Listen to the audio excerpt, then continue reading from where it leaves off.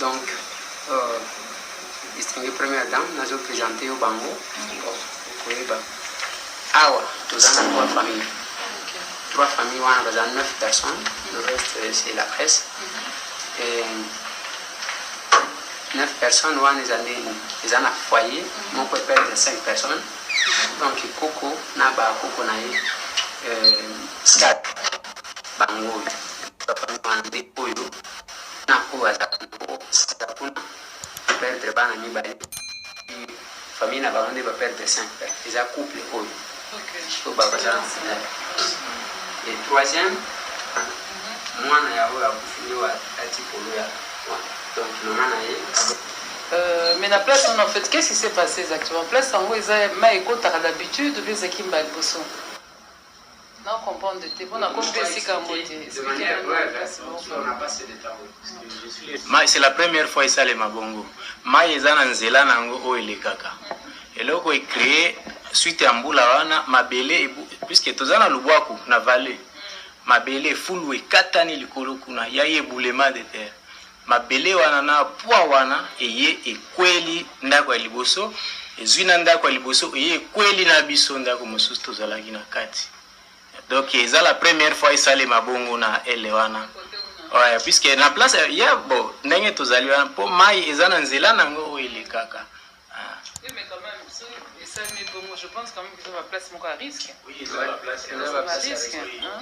Ils ont la place à risque mais contrairement à ce qu'il a dit, ngai balakisa kinga place mususu ke batupe ba kufa place wana. Qu'est-ce qui se passe ce que otali ngomba. Ngomba batusko baza kuna bangusko baza na se. Tangusko et puis tout autour ya ngomba wana ba poubelle. Ba tondisko wana nde kataki na mabele ekiti. Il y a même une maison, je ne sais pas, on me dit qu'il y a les gens qui vivent là-bas en tout cas, batuwana baza na risque. Il faut seulement moindre pluie nanda kuana na batuwana on va encore déplorer. Si ça ne dépendait que de moi, soit il fallait envoyer la police à déplacer batuwana bas à l'écart sinon on va déplorer encore des mots. On ne peut pas continuer comme ça. Pour le binda, je suppose que Panzani. Il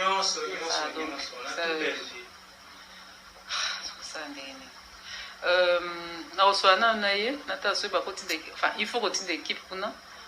Qu'est-ce qu'il faut faire pour nous la meilleure solution en attendant matin ici là vous en avez pas là quand même vraiment on a évité dans le bani pour nous repère de ban et zélo komoko alors mutako souhaiter ngota ennemi na été c'est pas comme on dit mutako perdre bateau va perdre de ban la base en comboté tu va veuve orphelin mais les parents c'est très dur ban âge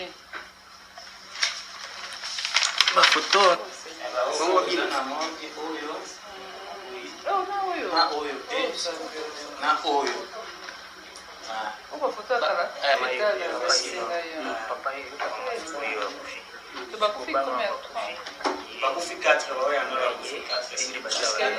papa yeyo azalia bana mi balo bakufi ba umususu bazana photo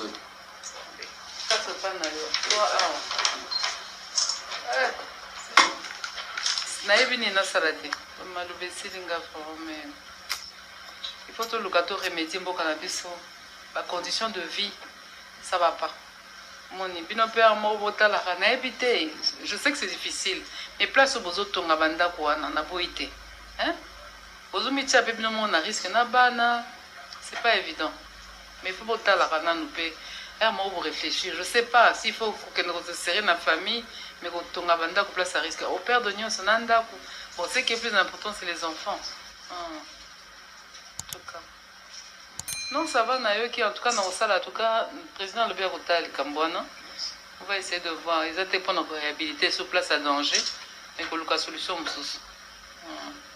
Donc, si je comprends bien la famille à papa, oui. Yaye, Na kuna sima Oui. pe.